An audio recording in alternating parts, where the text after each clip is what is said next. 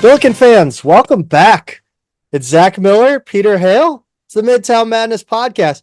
Before we get going, again, thank you so much for listening. If you're watching on YouTube, please like and subscribe, or hit the like and subscribe button. Comment if anything we say piques your interest or you got something to say. Please do drop a comment down below. It's season 5. Once again, the Midtown Madness Podcast brought to you by Two Men in a Garden. Pete, the best part, I think, of this weekend was the Two Men in a Garden salsa, right? I mean, there's nothing better than, sharing some Two Men in a Garden salsa with a bowl of chips, watching Thursday night football after a Billiken win, and that's exactly what we did. It's local. It tastes amazing. They are staunch supporters of Billiken Athletics and incredible supporters of this podcast. And we thank them so much. Head over to twomeninagarden.com. That's where you can get any of their flavors, any of their products. You can also find them in grocery stores, though, locally here in St. Louis. But if you're particular about your salsa or your pickles, head over to their online store. Follow them on social media as well, at Two Men Salsa on Instagram and Twitter. Pete, it was a solid week, man. It was a solid week in Billiken athletics, especially Billiken soccer.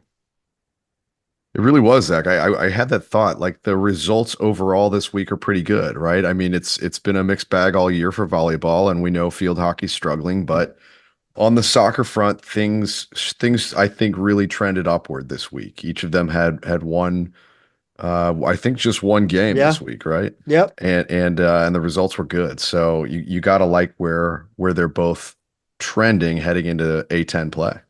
Not only that, but the Hell is Real rivalry brought together two Billiken soccer greats in the same stadium at the same time. And unfortunately, Kipp Keller didn't play. We did see him kind of working out a little bit after the game because we hung out for a minute. Unfortunately, Schulte stayed and spoke to the other goalkeeper at midfield for like 20 minutes. But yeah, it was pretty cool to see them kind of talk after the game, get together. Schulte clearly, statistically is one of the better goalkeepers in MLS this season and last. And unfortunately, he just wasn't tested all that much in this game. Cincinnati didn't get a whole lot going, but it was clear that he's got the goods. Aside from one almost devastating giveaway, looked right over Lucho Acosta's head, which isn't hard to do, and gave it right to him. But luckily, that did not result in a goal. So yeah, he's good, and it was just cool to see him out there. Yeah, I like to think that he was nervous because he knew he was on the end. We were sitting. Yeah, I like to think that was the problem. Right. But yeah, no. We were hoping he was going to come down to the corner where we're at because that's where the Columbus section of fans was. Right. So we were hoping he'd come down and we'd try to get his attention, but that didn't work out. It was a hell of a game though. I mean, it was a fun atmosphere. Unfortunately, I had a bit planned where I drank out of the Das Boot that was the souvenir cup that my beer came in at TQL Stadium, and then I left it at a bar, as I prophesized, by the way. Yeah, I mean, you know yourself better than anyone else. We probably should have headed straight home after the game so you didn't lose it, so you could preserve the bit. But yeah, fun idea nonetheless. And yeah, it was a great atmosphere. It's a rivalry game. It's Cincinnati's biggest rival the way St. Louis and Kansas City are. Cincinnati and Columbus, the Hell is Real rivalry, named after a religious billboard about halfway between our cities on I-71. And it really has taken on a life of its own in the few years that these teams have both been in MLS together now. But yeah, great atmosphere. We went down to Washington Park beforehand, and you kind of got to see where they, the hooligans gather pregame and everything that the team sets up and food trucks and It's just it's pretty alive down there before a game, and I think we had a lot of fun. It was just a shame that there wasn't more offense in the game, a 0-0 draw, and not a whole lot of opportunities. Yeah, no, I thought it was fun. I thought there was a lot of really good creative play. Hmm. Columbus, I thought was much more enjoyable to watch. Sorry, Yeah, I agree. Cincinnati fans, but yeah, it was a great night supporting a couple of Billikens in the pros, and can't wait to get to a road Billiken game hopefully soon. We did go to one this week, and we'll get to that. But can't wait to do something like this again, and hopefully it involves a Billiken basketball road game. Yeah, for sure. Um, Speaking of Billiken basketball, they are going to host Billiken Basketball Night. By the way, it bothers me when Billikens is plural like that. Billikens basketball. I had the exact same thought when I saw this. It just didn't seem I right. don't want to I don't want this to be a complaining thing. It just like Yeah. I don't know. I think both would be They're both acceptable are acceptable. It's just linguistically. what I prefer Sure. is all that's all it is. I'm not nitpicking here, guys. But it's Friday, September 27th at Chaffetz Arena. This will be the Midtown Madness, the Midnight Madness. Essentially what, kind of the older Billiken fans would remember. Right. Just not at midnight. I miss that. That's all I don't know why. You've got to try to I don't know. I think you can really only pull it off once you've got the demand, right? Like Right. we're in a cycle where we're trying to get people in the door, and that includes a lot of families or people with kids or whatever. Midnight Madness is when you've got students getting turned away at the gate for games, right? Like Yeah. where they're going to show up and make the place crazy, and you maybe you have it in your practice gym or whatever instead of your main gym or some. I don't know. I guess it just depends on the program, but I don't think we're at the Midnight Madness ebb of our cycle or flow of our cycle quite yet. And I Unfortunately. do appreciate that, SLU is not saying that with this, I think that's like one of my biggest kind of bones to pick was that, SLU marketing and Billiken athletics kind of take their position for granted, and Yeah. that people are just going to show up. And I think hosting this not only at 6 p.m. or hosting at 6:30. By the way, thank you, SLU, for pushing this, so I can get there without having to miss any work. Um, this having it over homecoming and family weekend is huge.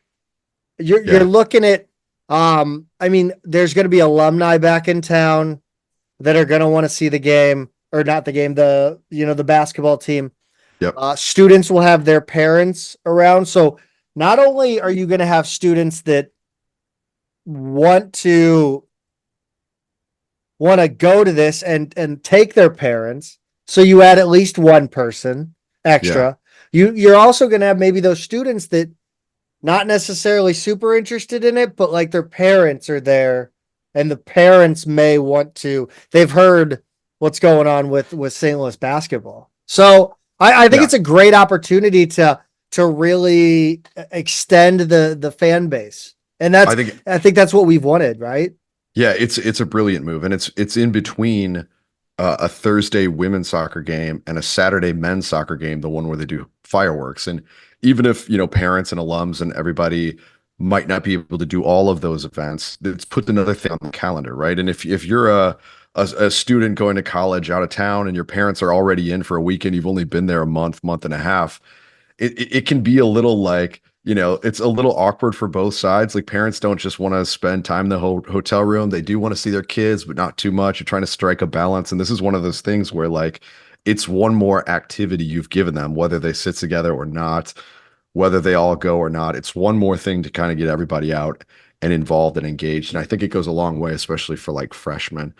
But I really do like the way that they stack this calendar, Zach. It's Friday, September 27th. It's at Chaffetz. Like you said, it's over homecoming and family weekend. It's open to the public. It's free to attend. Parking is free in the Olive Compton garage.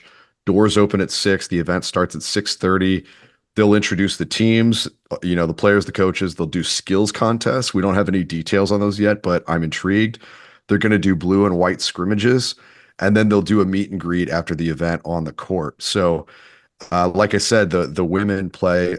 Actually, it's Loyola Chicago for both teams. Women play them on Thursday night in soccer. The men host them on Saturday night, and that's a really, really cool athletics calendar for the weekend. I think if I were around, if I were local, I would want to be at all of those for sure. Absolutely. I do hope that they, I would treat this. They need to treat this like a full on dress rehearsal for the season in ways. I'm talking outside of the basketball team.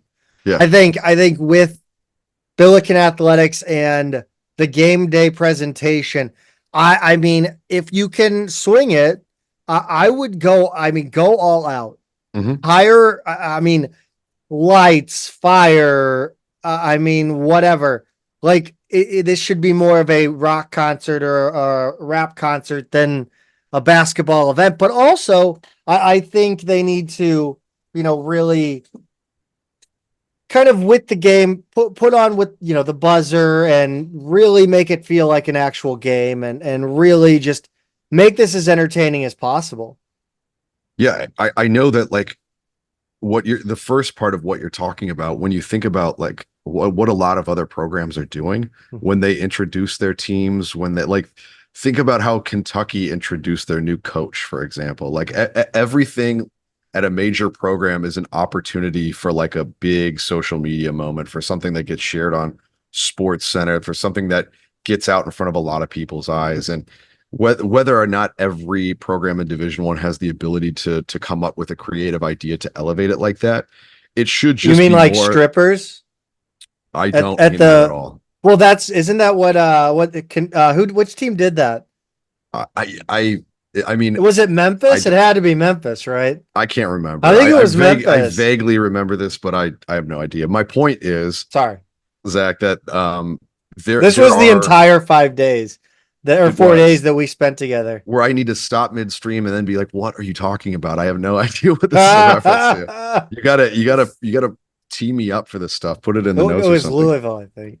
Yeah, okay, fine. But no, absolutely don't do that. But what I'm saying is like, think of something a little splashy, a little showy. Don't just turn the lights on and put a rack of balls out there and let them go.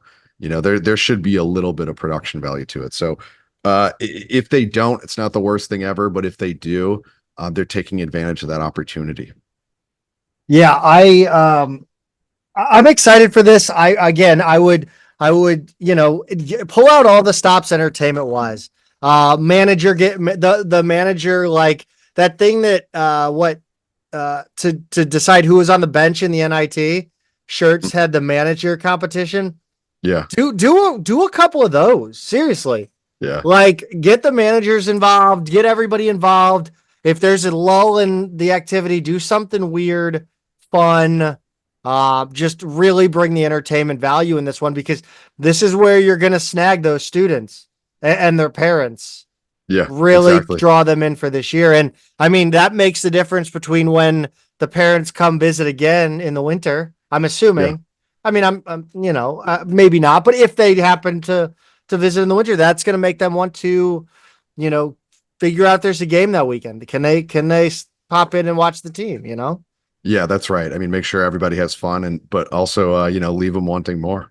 Exactly. So yeah, that's Friday, September 27th, 6:30 p.m. Free and open to the public, complimentary parking at Olive Compton.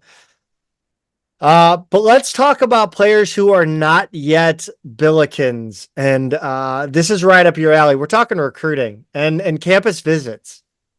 We are, Zach, and we had a big one this weekend. That's Isaiah Sealy. He was here this weekend. I haven't heard any news on this yet, and I'm starting to kind of sweat bullets a little bit. On Sunday night, I want to hear anything about how it went. He was here as we record today and yesterday, Saturday, Sunday, and hope everything went well, because he's a great big deal recruit for this program, and getting him would be massive. So I get the idea. They think they're very much in the mix, but read a recent article with him where he's still kind of open. He's still making it sound like he's kind of open. So hopefully they made themselves, the school to beat in his mind. The issue now is if he goes and takes some other visits, he's going to like SEC programs that'll have big football weekends and they can really put on a show for him. So it's going to be a matter of what his priorities are and what our pitch was and how much those things line up. And fingers crossed, Zach, that they do, because he's great. Yeah, just remember, Isaiah, you're going to watch the show at these other places. You are the show here, my guy. That's right. Just right. But don't tweet at Kreutz. Don't tweet at Kreutz. No, as soon as he signs, we'll tell him hello and see if he'll come on the show or something. But until then, we just hope and wait. I mean, that's got to be the pitch, right? I think so. I mean, he's a guy, he can play the 1 to the 3, but he is 6'7", right? But I think he really does have aspirations of being like a big point guard, like a big NBA style point guard. And if they tell him like, hey, yeah, we can run you at the 1, I think that's going to be pretty meaningful, to hear that like he can do that from day one.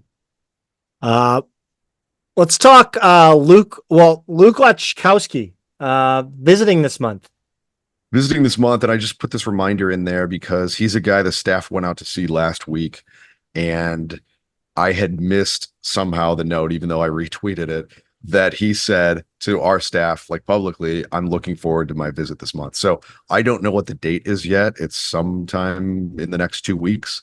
That's really all I know. But he just visited Harvard. He's the one to kind of remind you. He's a 6'7", more of a wing. Nice stretch forward shooter, might still be growing a little bit. He's the one with family connections in St. Louis because his mom went to WashU. I think both parents actually went to WashU, if memory serves.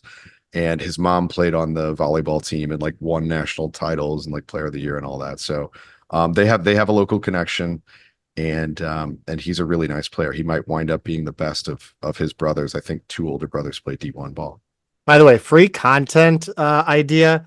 A first-person video of what a basketball visit would be here at SLU. Oh, wow. Yeah. That's an interesting thought because, oh boy, I mean, so back in my day, those visits they did have some elements that were all the same, but they also had elements that were a little bit different, right? Like, because if somebody's like, oh, I want to pursue business, or I want to pursue something else, like they would kind of tailor their day.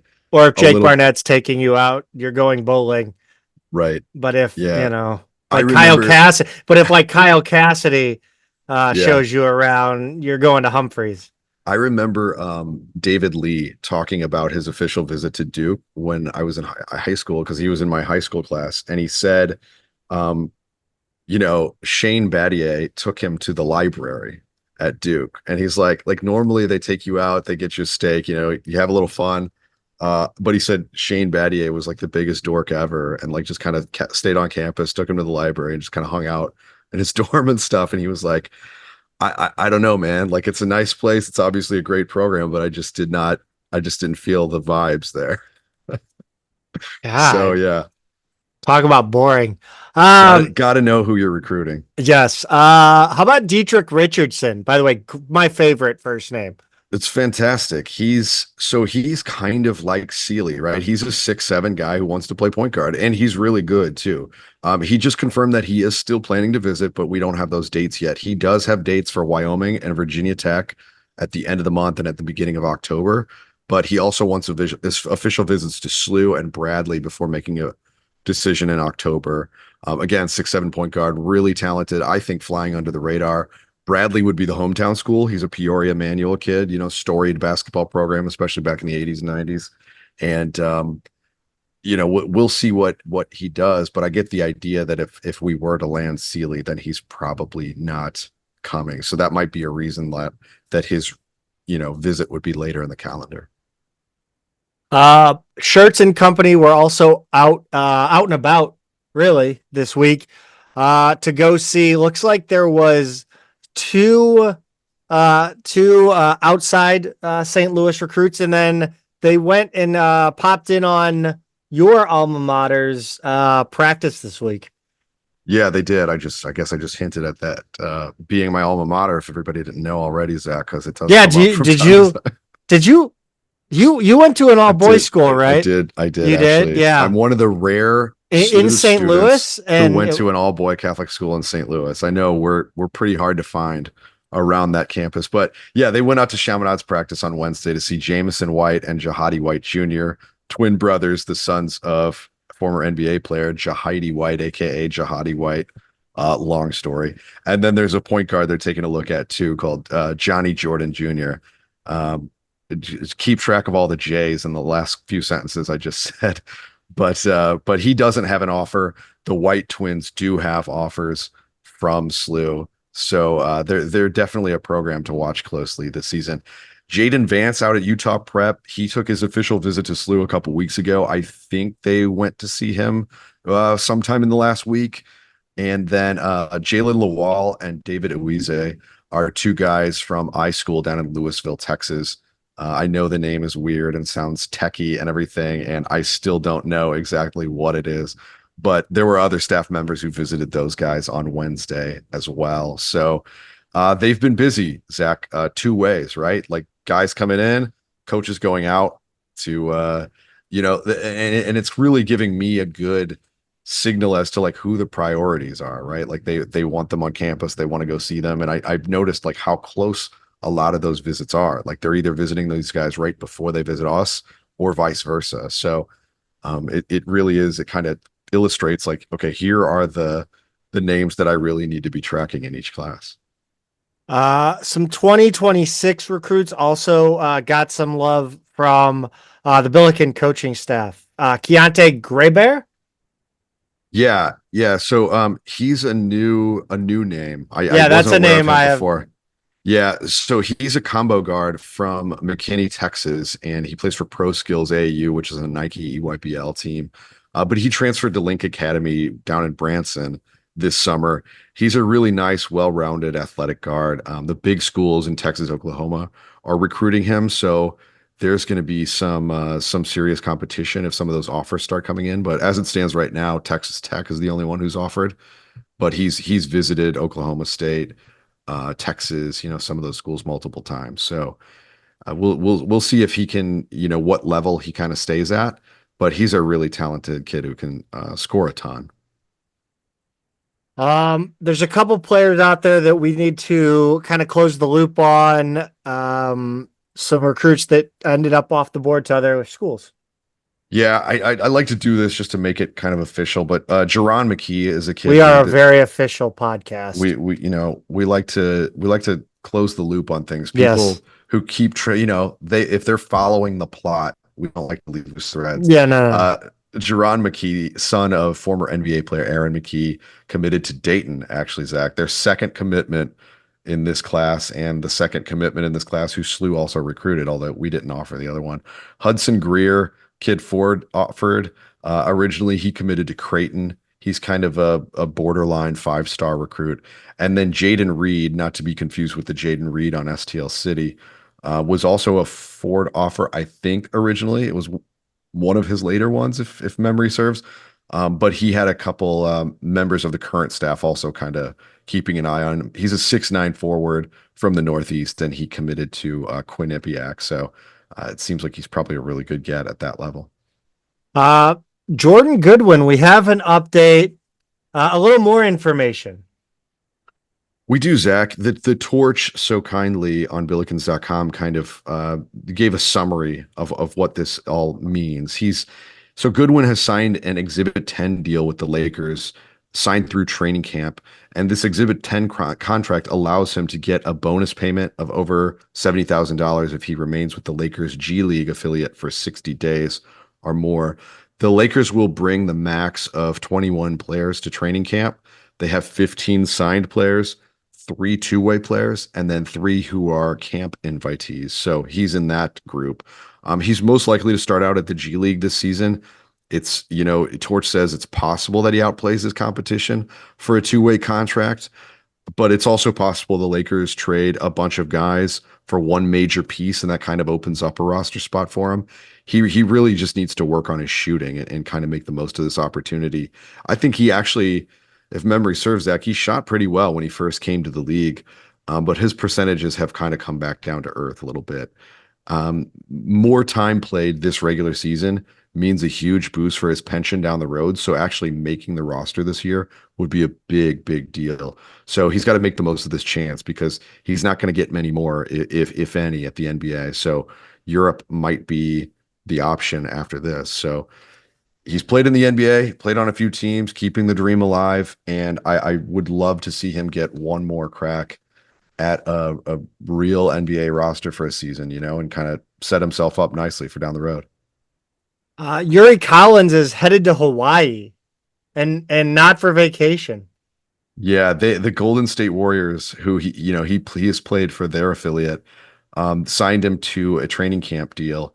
And like you said, this year's training camp will be held in Hawaii. So at worst, he gets a free trip to Hawaii out of the deal, Zach. And that's not a bad place to be for a few weeks. No, I'd be down with that. Yeah. I mean, it's a work trip, but I would like to think he's going to get a little time to hang out. Yeah. Is this the closest he's come to a NBA roster? It is. Okay. Yes, it is. Interesting. So Yeah. this is a progression on an upward trajectory. That's right. Yeah, Okay. and he's one who I'm not sure, the chance will get better than this for him, kind of being an undersized guy, limited scorer. So I'm really curious to see how this works out for him and how the top roster, like, guys like playing with him and because he is one of those guys where that really is his selling point, right? Is what he does for everybody else and how that translates at this level. It's just going to be really interesting to see what comes of that and can he kind of make his reputation on that and maybe get a shot somewhere else, if not Golden State? On the women's side of the basketball court, the non-conference schedule was released with last season's net rankings. It's a pretty, it's a tough schedule. Yeah, Zach, and I'll, people can look up the exact dates, but I just want to kind of run through this a little bit. They start the season at South Dakota, and then they go to Drake. They have Illinois State at home, and then go on the road to Southern Indiana and Mizzou, Missouri State at home, and then they go out to Southern California the week of Thanksgiving. They play at Cal Baptist, which is in Riverside, as part of this Acrisure Classic event, and then they play USC at Acrisure Arena in Palm Springs. So a little bit, not in the same town as Cal Baptist, different site, but that's a really high level game. They've probably got the second, maybe most notable player in women's college basketball now that some other big names have moved on. So then SLU hosts Murray State after that in the beginning of December. They play Norfolk State in Washington, D.C. in the Coaches versus Racism Round Ball Classic, Norfolk State being an HBCU. And then they come back home, Zach, to play a few bye games against Ohio, Valpo, and Bellarmine. And what's crazy about this schedule, if you've noticed, that's a lot of road games. Out of those 13, it's only 6 home games, 5 road games, 2 neutral games. There really are not true bye games until those last 3. Even if there was some money sent the way of Illinois State, Missouri State, Murray State, those are all Valley teams, not bad teams at all. Those are like, coin flip kind of opponents, right? And SLU was 136 in the net last season, and that's after the WNIT run. So you don't have a team on this schedule with a worse net rating from last year until Ohio, until Valpo and Bellarmine. Those last 3 games, all of those teams are in the high 200s, low 300s. But before that, every single team they play, home or away, is 150 or better, and that's right around where SLU was. So there's a very realistic chance that, like, anything they win before the end of December basically is going to look kind of like an upset. Maybe not those Valley teams at home, but everything else is going to feel like a big test. That's a crazy hard schedule. And I'm wondering, what do you think of this strategy? Like, do you think this is viable given the weird trajectory of this program the last 2 seasons and like what they've done each of these seasons? overall record versus how the season ended up. What do you think about this?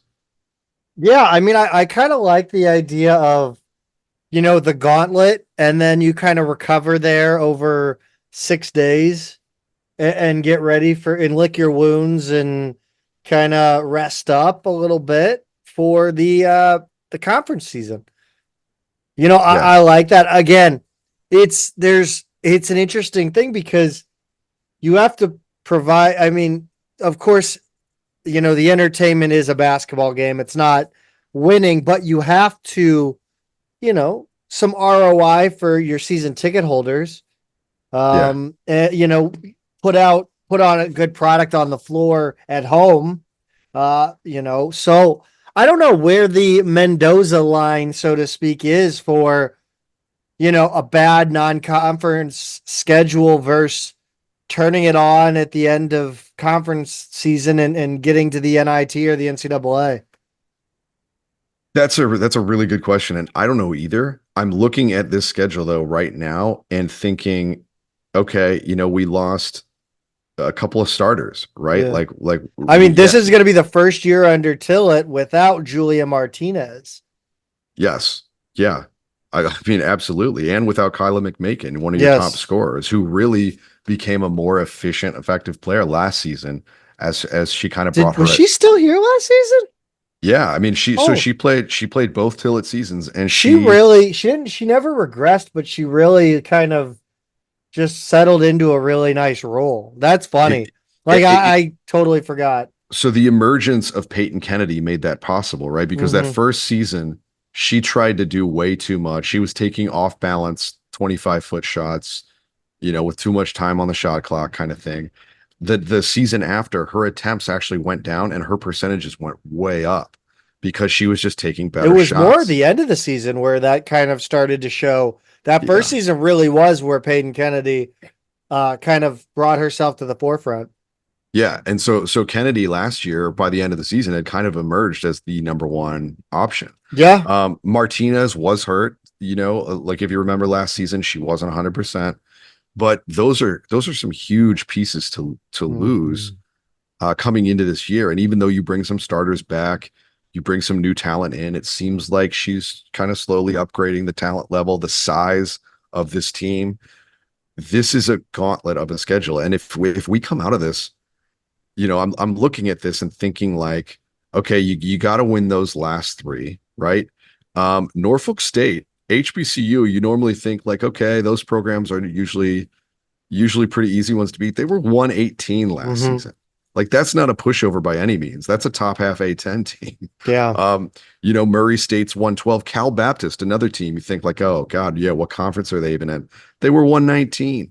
Missouri State 107, Illinois State 123, and even South Dakota's 143 on the road. Southern Indiana was top 150. I mean, this is like a low key games. Yeah, this is a like women's basketball fans are the only people that know, and not us included, because we had no idea. Let's get that. I'm not saying we had to do our homework. Yeah, like this is a low key to outsiders, and you don't find this in men's basketball that often, but you'll see it in women's where you look at it from the men's basketball perspective, but you dig a little deeper and you see. We're kind of going to talk about it when we talk about the volleyball games this weekend, because those teams were low key, solid programs.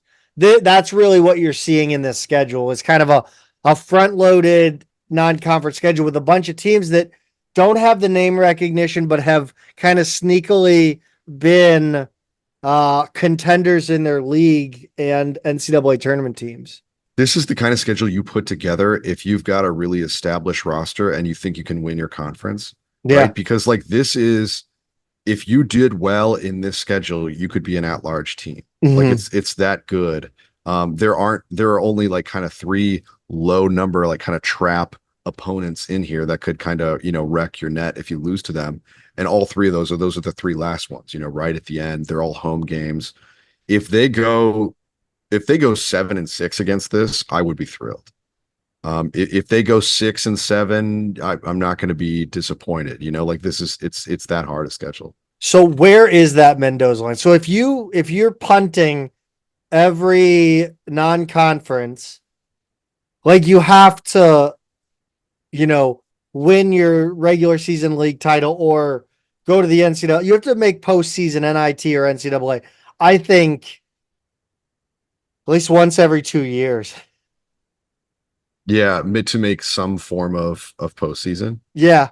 Oh yeah, I think so. Because you can't continue to because then you get into you get to your, conference season and even if you finish second in the A10, you're not going to the tournament. Right. You may That's not right. make the NIT. Yeah, no, there are no guarantees if you don't win the conference tournament. It's a bold strategy, Zach. And one of the points I made, kind of like going back and forth on Billikens.com with a couple of people, was like, it's also kind of a risky strategy. Like an injury to a Peyton Kennedy or to a Ken Calhoun or somebody who you're relying on to be a starter to play 30 minutes a game or something like that. That could really be pretty devastating against a schedule like this, because they're already going to be giving up size or athleticism or something against a lot of these opponents. We saw it with like this Drake team that they played at home last season. Drake was a very good team. Like they had a lot of like tall, athletic, good rebounders, good shooters. SLU's going to be giving up every night something like that, and this is the kind of schedule that you put together when you have a little bit more established competitive roster. You know what I mean? Yeah, it reminds me a lot of that 2000 and what was that 10 Billiken team or 11 men's team that played at Duke. Yeah, that was 2010 because with the suspensions. I mean, we really got with the suspensions, we got our asses handed to us. And so if you run into an injury, I mean, yes, if you do run into an injury, then you can look to the next season as, okay, this gauntlet schedule is really going to battle test whoever is coming up to reinforce the front lines. Yeah, that's right. I mean, so again, there's that too. So either way you slice, the pie, whatever you want to call it, I don't know. Either way, I think it serves your program. Yeah, I think so. And I look, I have no questions whatsoever about Tillett's ability to motivate and to like kind of create a good, healthy, cohesive roster culture around her program. I think she does a great job at that. Even if some of her her tactics might be a little unusual, unorthodox, to you and I who have been watching these programs for such a long time, it seems to be working. It seems to be working, and whatever is going on in their locker room as February wears on and turns into March, they have peaked at the right time both seasons so far. And I really think that speaks a lot to her ability to kind of keep them together as a group and keep them motivated, even when they've got a lot more L's than W's in those two columns, right? So I don't think a losing record against this non-conference schedule is the end of the world. I think they want to be sharp and competitive when they get to the A10 schedule. And the conference has gotten a little better over time. It is better at the top. It's more competitive deeper into the league than it has been historically. So I think that's important. And, one of these days, like Dayton's going to bounce back. God, I hope not. They're bound to. If they don't, then they're going to be finding a new coach pretty soon. But the point is the league is it's deeper than stronger than it used to be. So hopefully this goes a long way toward a better conference record this season as well. You mentioned wins and losses, W's and L's, and I want you to tell our audience how they can get way more W's than L's when it comes to snacking. They can head to twomeninthegarden.com. They can fill up their cart and have it shipped to their home anywhere in the continental US for $9.99. And that box will be filled with nothing but dubs, Zach. All the way through. W's in the chat, people. Win. You left it. Hey, you left like a jar and a half, jar and a third left in my I fridge left it after for you, man. you came bringing treats from the Yes. West. I'm very excited about. So I've got a little bit of a restock of 2 Minute a Garden thanks to my guy Zach here. But yeah, you really can't miss with any of their products. Get over to 2minuteagarden.com. Experiment away, go for a good variety, and let us know what you think. Again, 2minuteagarden.com. Pete, let's talk some soccer. That's really what our week was full of. We watched both SLU soccer games this weekend, women and men together. One of them, we were huge dorks at the bar watching on a phone. I can't imagine. We looked like the coolest dudes in the room. I mean, looking around those bars, That's true. like we were. That's true. You're in my neighborhood, Zach. You know, those bars are full of like college professors and grad students and just the other assorted Clifton weirdos that haunt Ludlow Avenue. By the way, it took me longer to back out of your driveway than it did to actually get from St. Louis to Cincinnati. It is very nerve-wracking. He's got a very long driveway with rocks on one side, and it's don't be too proud. Don't be too proud to use that backup camera. Yeah, no, I'm a man. I do things the old-fashioned way when we are a proper country. Yeah. United Soccer coaches and Top Drawer Soccer poll, the Billikens, they were erased from the rankings, and I think rightfully so after that SIUE real letdown, Pete. But they bounced back. Friday the 13th was not scary for the Billikens. A 2-0 win at Portland. There were some really nice goals in this one too, including a free kick curled in from Seth Anderson just outside the box over to the opposite side, where Max Floriani was well positioned to run in for a header into the back of the net. Big goal for the Billikens, who spent 90 minutes against SIUE not seeing the ball go in the back of the net. No, it was a nice goal, Zach. And, we caught the tail end of it and then had to watch the replay a couple times, but it wasn't quite a diving header that Floriani put into it. He just kind of had to lean forward a little bit, but Anderson put it in a really good spot for him to just run in on it and just kind of get anything on that ball because he left that far post pretty open, or Portland did anyway. So that was nice.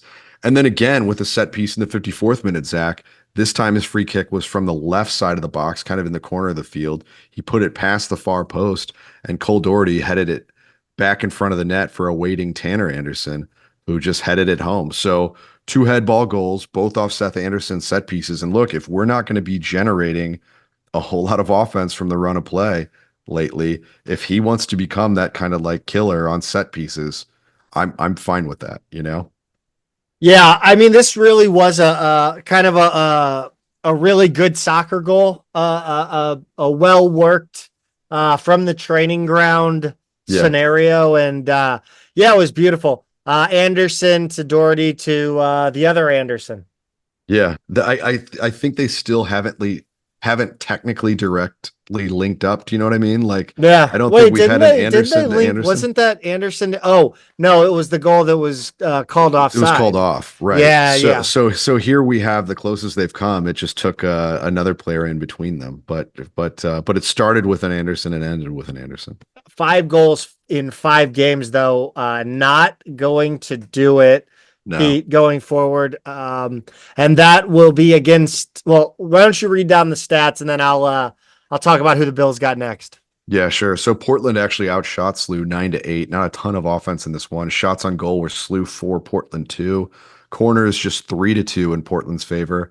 And then fouls, Portland 10, SLU 9. So it was really kind of a hard fought game, but not a whole lot of offense, kind of similar to the Cincinnati Columbus game we watched, Zach, in terms of the stats in this one. Yeah. Next up will be Lipscomb. They'll be visiting St. Louis Tuesday. That'll be tomorrow night as you're listening, 7 p.m. And they sit at 2-2-2 overall. including a 2-1 win over receiving votes Memphis, but a 3-2 loss to receiving votes Charlotte. They come in with Charles Marlowe in his 20th season as the head coach of Lipscomb. So a lot of program, a lot of program continuity. They have made multiple NCAA tournaments, won the ASUN a lot recently, like the last 3 years. They've been to the NCAA tournament, including 2018. They made the Sweet 16. So Lipscomb this is not some basketball matchup. This is it's like we talk with women's basketball. This is one of those that you may not know is a good team, but they put solid squads on the field. Yeah, they definitely do, Zach. But the good news is, as much as we struggled offensively, Jeremy Avenel looked really sharp in net again the other night. He wasn't challenged a ton, but when he was, he really looked the part. We said it felt like a must-win game, going into that Portland game, and they stepped up on the road. So now coming back home, getting ready for A10 play, I don't know. I feel optimistic about this one. Yeah, I mean, I think anytime you head into A10 play, you're seeing a little bit of a drop in competition, especially when you schedule as difficult as the Billikens do, year in, year out, being the proud historic soccer school that we are. And going into the A10, you're looking at, I mean, the obviously losing to SIUE, who lost to Dayton 4-0. That doesn't bode wonderfully, but I think historically the Billikens have done well in A10 play, and I think it only serves to kind of.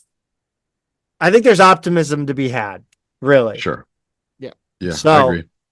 On the women's side of things, they checked in at 23rd in the United Soccer Coaches Poll, down from 19, and then dropped out of the top drawer soccer poll from 23rd.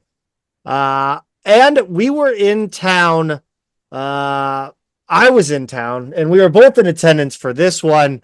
A 3-2 win at number 16 Xavier on Thursday the 12th.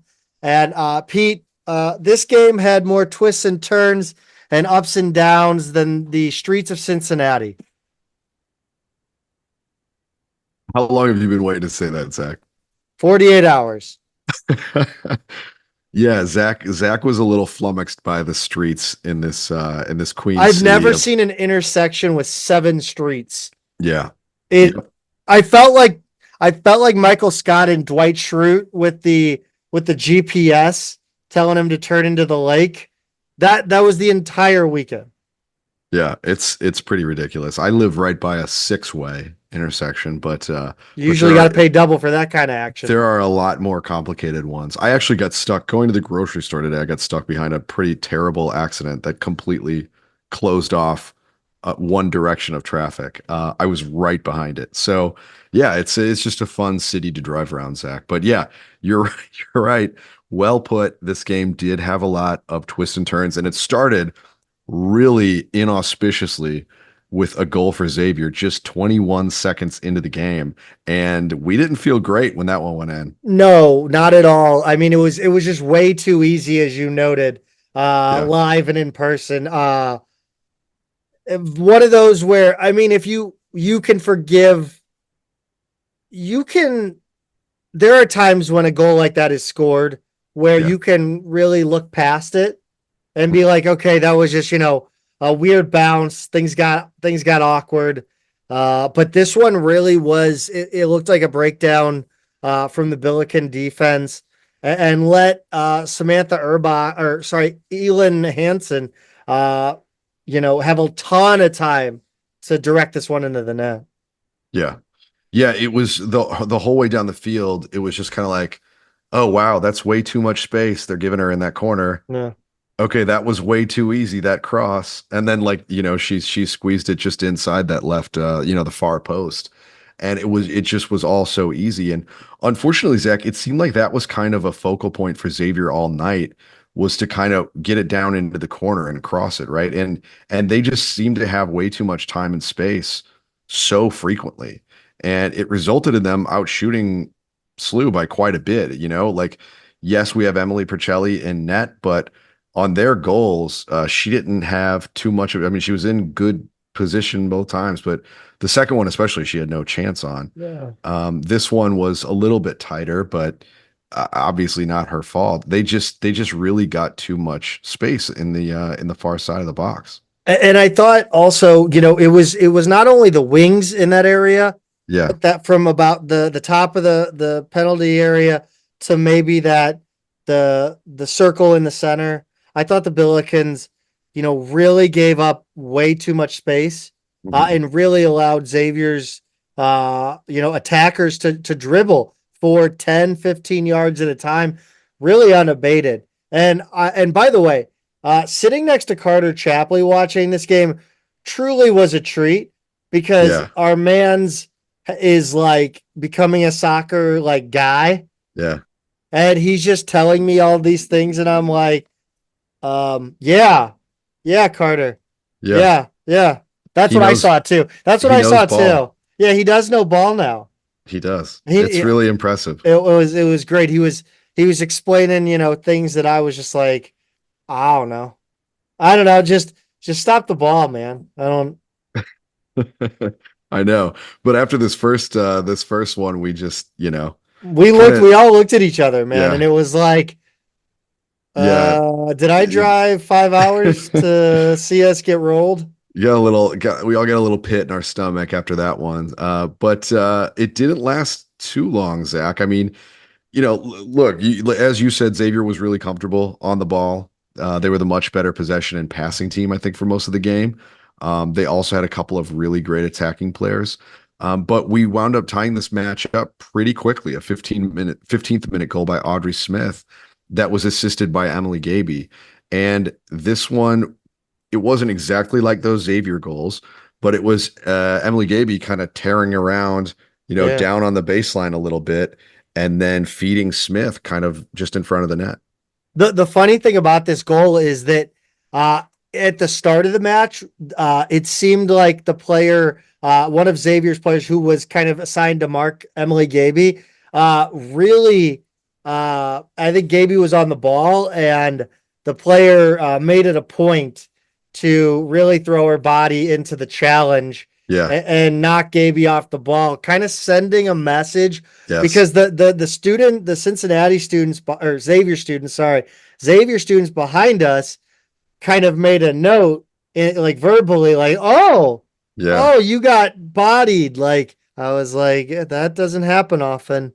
No, and the player who did it, she was pretty tall, like she Yes. she wasn't like necessarily the like she wasn't like stocky or like No, had she huge was shoulders. she was She was just not. tall. Yeah. Well, Yeah, so you didn't necessarily see it coming. yeah, no, not at all. But on this one, Gaby was able to, do her best. I don't know.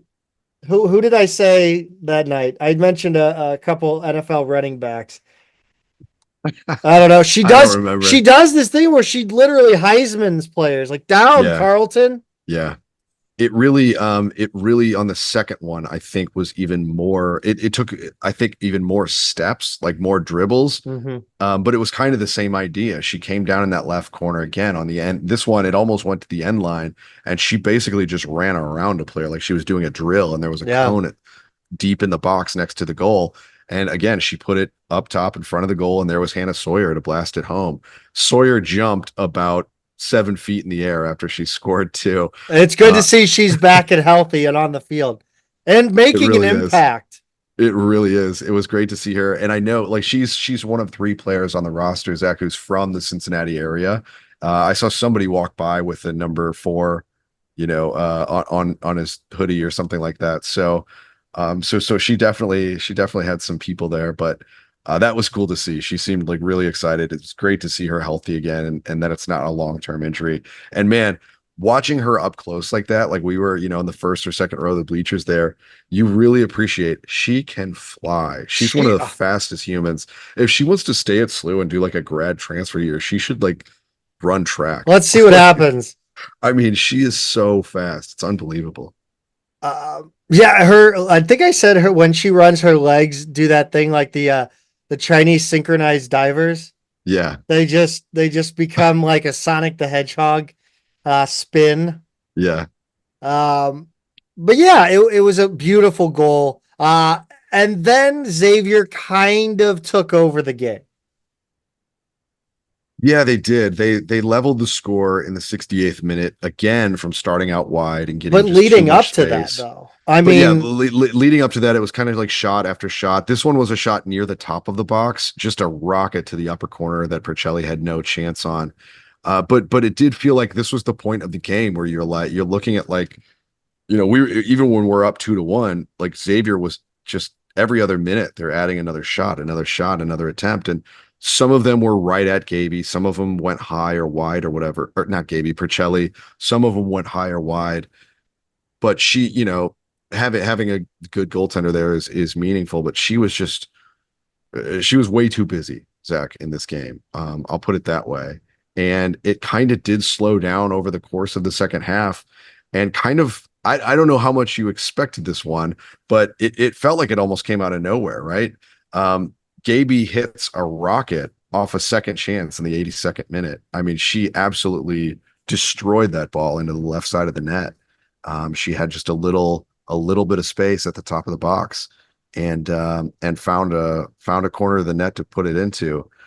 But it was a hell of a goal. until that happened, you just kind of felt like, okay, if we get out of here with a tie, that'll be okay. Yeah, I mean, I thought that's where we were heading, right? Like, Yeah, for sure. just like we were watching the Cincinnati Columbus game, it felt like once it hit the 75th minute, that was going to end, Hmm. in a tie. And I think well, honestly, I thought, as soon as Xavier leveled the score, it just the way the defense was kind of out of sorts. They looked a little sluggish, looked a Right. little discombobulated. I really was concerned, but as soon as that goal happened, the defense the body language improved.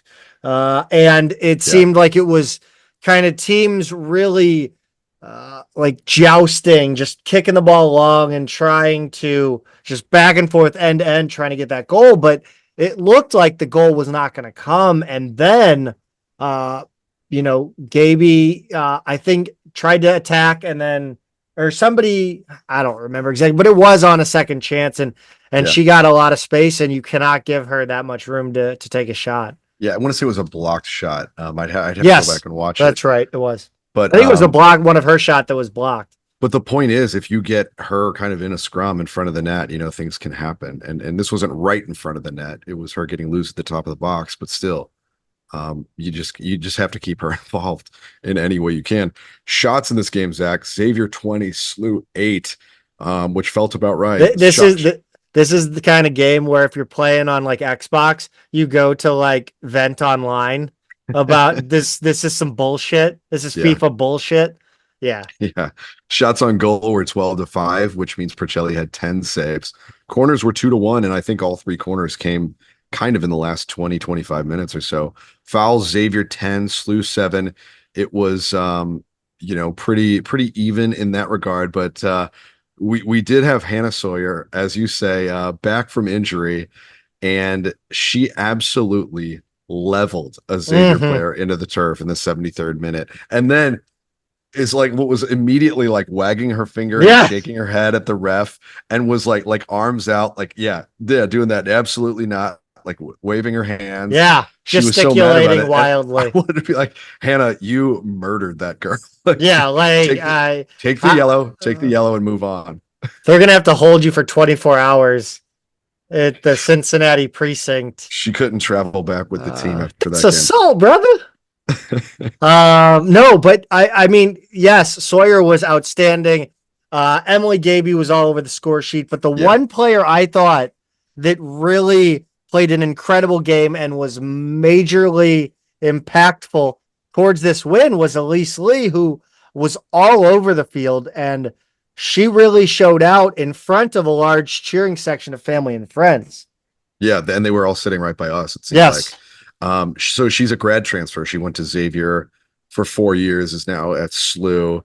And so it seemed like a lot of current or recent students, that were all there along with family. She's from, I looked it up on a roster. She's from Montgomery, Ohio, which is like just one suburb over from where my wife grew up, kind of, 20 minutes from downtown Cincinnati, probably 15, 20 minutes from Xavier. So she definitely had a large contingent there. But watching her play in person, Zach, I really got an appreciation for what she does. And Yeah. she was just involved everywhere. She also is a lot taller than I Yes, realized. she's Like, very physical, can really take on, very much a Emily Gaby type of physical presence, just with a different kind of center of gravity. And well, and that, think about like how many times when we really step up and play those like top 10, top 15 kind of programs, the Penn States, Rutgers, BYUs, like those kind of teams, I'm always coming away from those games thinking like, where do they find these kids? Like I feel like SLU was like outsized at every position, going up, especially against like BYU recently. And so for us to kind of now be bringing in players that do have a little more size to go with their skills.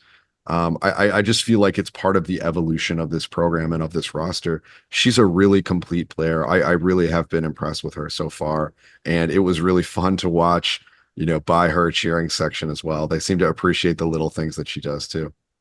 Yeah, I think she's going to be major for this team heading into conference play.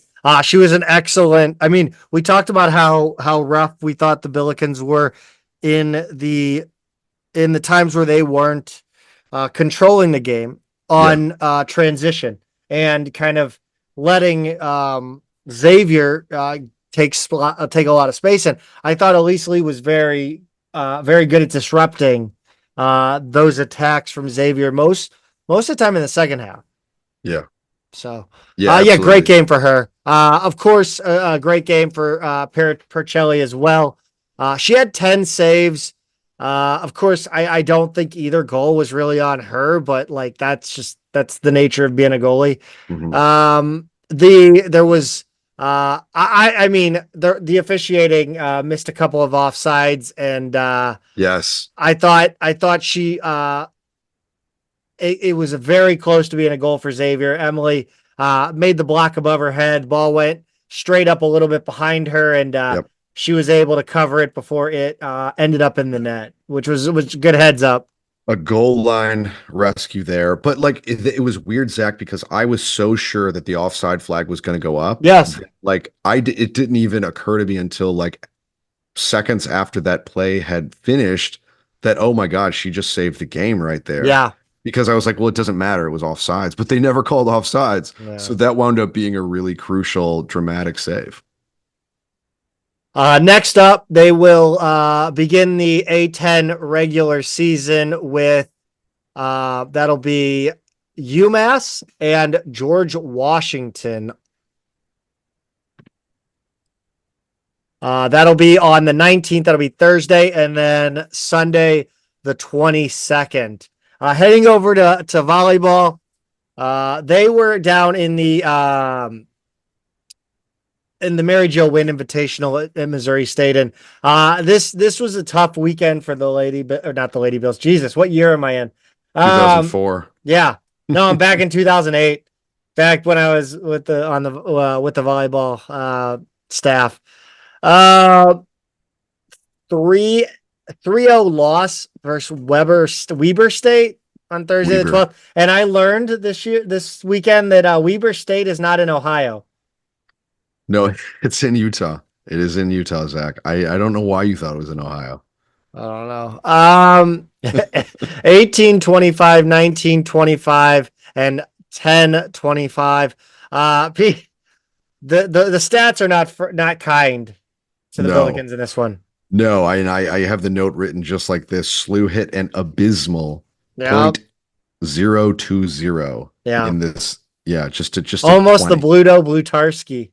Oh man, 23 errors to Weber State's 7. It was just bad all around, Zach. Weber State entered the match with a 1-4 record. Yeah. I don't know what kind of schedule they've played. I didn't really feel like getting into it, but like, I don't know. That's not necessarily like anybody with a 1-4 record. You don't really want to have a performance like that.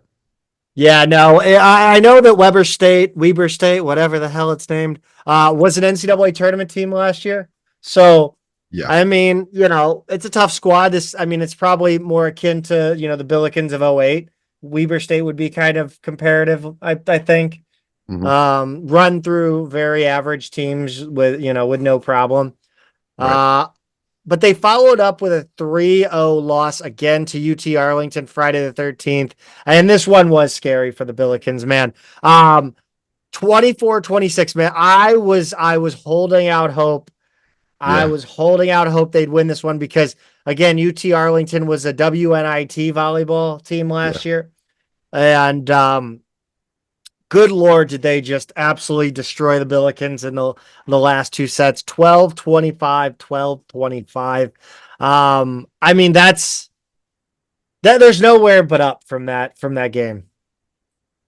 No, I mean that's true of the game before it too, right? SLU's hitting percentage was 33 in this one, just 33 compared to 310 for UTA. SLU had 23 errors again. UTA had 14. Carly Rogers 14 digs. Delaney Rice had 10 kills. But like you said, UTA is a pretty good team, and they played in the volleyball version of the NIT last year. They were 22-11, but this year, Zach, they were a perfect 8-0 after this game. So maybe they're even better than they were last year. Yeah, I think so. And really, when I was kind of stat tracking because there was no stream, Hmm. which seems ridiculous, but whatever. Yeah, it really didn't feel like there was anything more to it than just UTA being better. Like I didn't like attack like errors were not like I did not see in the stats for the first couple sets, really any error issues. But I mean, looking at the final stats, they showed up somewhere. Right. And I think that's been this team's problem, right? It's been inconsistency and passing, service reception, kind of just keeping things in system when they're not forced out of system, right? So unforced errors, and that's really where they need to clean up. And they got a bounce back game. Missouri State, not exactly the team that they have been in more recent history, but Hmm. uh, the Billikens win 3-1 in this one. 25-15, 24-26, 25-10, 25-21. I'm assuming that 25-10 game was extremely cathartic. The hitting percentage improved to 351 in this one. Trinity Lockett was back in this one, Pete. She hit an unreal 756 with 13 kills on 17 swings and no errors. That's actually the fifth best hitting percentage in program history. It's one of the top few hitting percentages in the country this year. And the whole team really cleaned up their errors, Zach. Just 13 to Missouri State's 22 in this game or in this match. Addie Bruce led SLU with 17 kills. SLU's 59 kills on the game or on the whole match were a season high. Carly Rogers had 15 digs.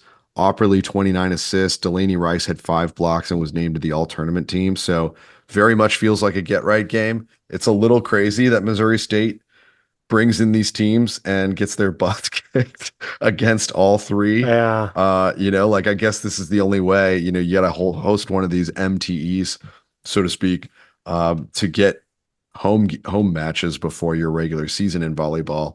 But Missouri State did not give themselves any cupcakes in this event. No, they didn't.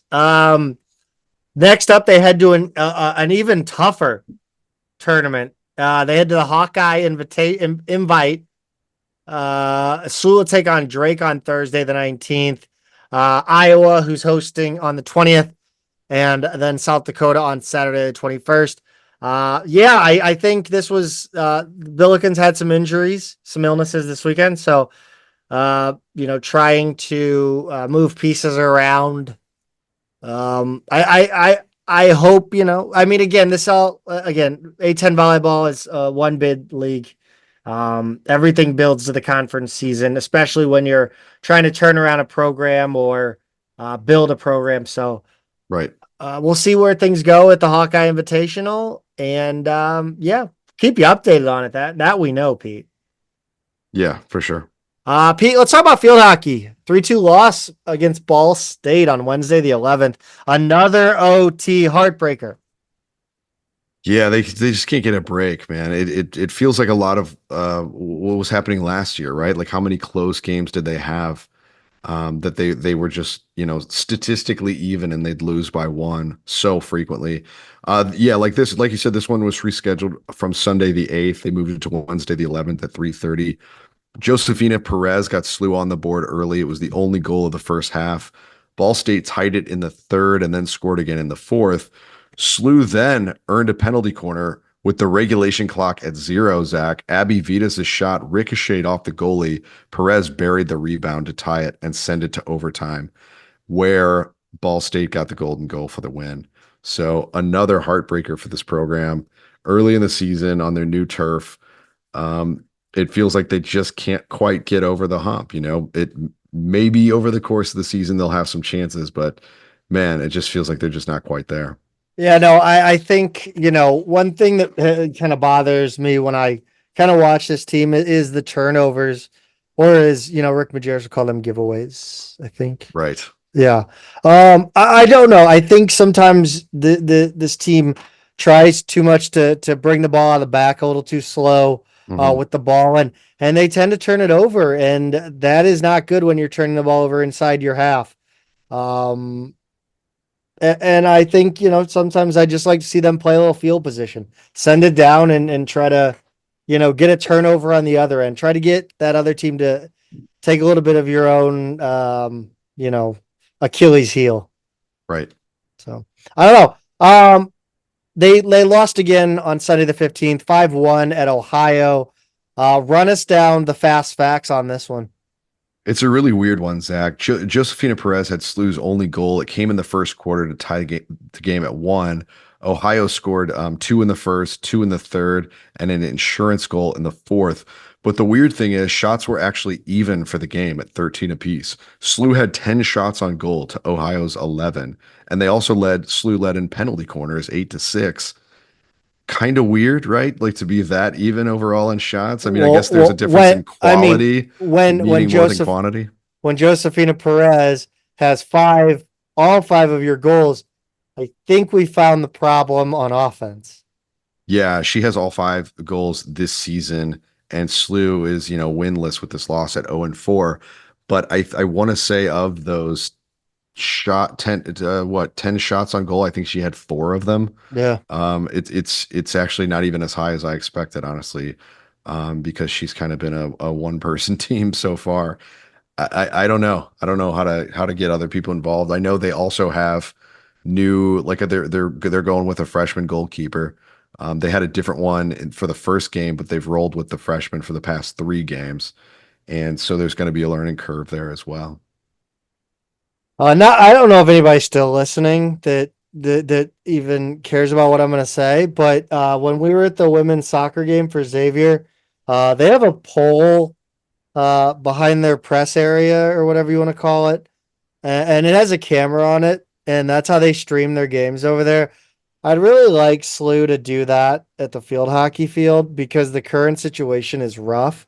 It's very low and you really can't tell what's going on. Like, I get that it's going to cost money and like that's not high on anyone's priority list, but you don't have to move any cameras around, and Yeah. I think it's like remote controlled. Right. And it's got a high angle, so I don't know. Look into it, guys. Yeah, it would be cool. What'd you think of the setup overall at Xavier for soccer? I mean, it's fun. Again, it reminds me a lot of that Lindenwood football field that I got to see when SLU women soccer played there. No, it's a decent setup. I mean, that hill is ridiculously steep. Yeah. We had to hike. I felt like I was hiking. It literally felt like every Cincinnati hill that I saw this weekend. Yeah. I'm not kidding you guys. 80-degree inclines. I'm telling you, it's real. It is real. It is real. It's a funny setup. It's the lowest point of campus, right? Like it's kind of it's uphill all 4 directions from the soccer field. This is where your great grandfather lived. When he told you he had to walk uphill both ways. Well, and it's funny too, because this is my father-in-law who met us at the game. He didn't stay for the whole thing, but he came to meet us at the game knowing that the whole family, the grandkids would be there. He goes, "Is that where the old football stadium was?" And we were like, they disbanded the football program before we were alive, so I don't know. But as it turns out, it was. So they had much more bleachers, much more grandstand, which is now mostly a grassy hillside behind about 6 rows of bleachers. Yeah. And the bleachers themselves don't extend the whole length of the field or anything like that.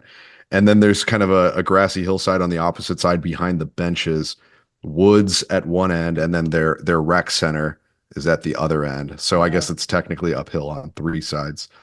But kind of it's an unusual setup, and they do play on turf. I would imagine that grass would be really hard to maintain there. I will say also, the concession stand setup is something I think that SLU would be or should be inclined to replicate for field hockey. They have a trailer that's kind of like an ice cream truck type, right, like set up. But I think that would be an ideal situation for SLU, given the fact that it would you could move it around, and I think they should invest one of those anyway. Like, it'd be great at like SLU soccer games for an extra concession stand. As soon as you saw the trailer, it was like, oh, that makes a lot of sense. Yes, that makes a whole lot of sense. Yeah, you could just put it wherever you need it. Like, even in soccer, it doesn't have to be in the exact same. I mean, they should just actually. I'm just gonna say this out loud. They should invest in like 5 of those, and you could honestly, like, for homecoming, it would be perfect. You could bring in 2 more, an extra one, right? Yeah, with any sort of.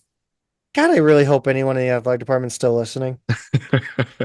We should have put this at the top of the show, but yeah, I thought that was a pretty nice idea. $5 16-ounce beers. My daughter got her grandpa to give her some M&Ms. So nice. Everybody won. She got half a Gatorade too out of that. Wouldn't let her have all of that on a school night.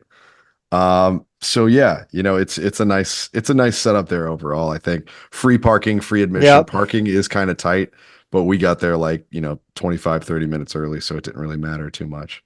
Yeah, hell of a game. Baseball. Did we mention the lights are up?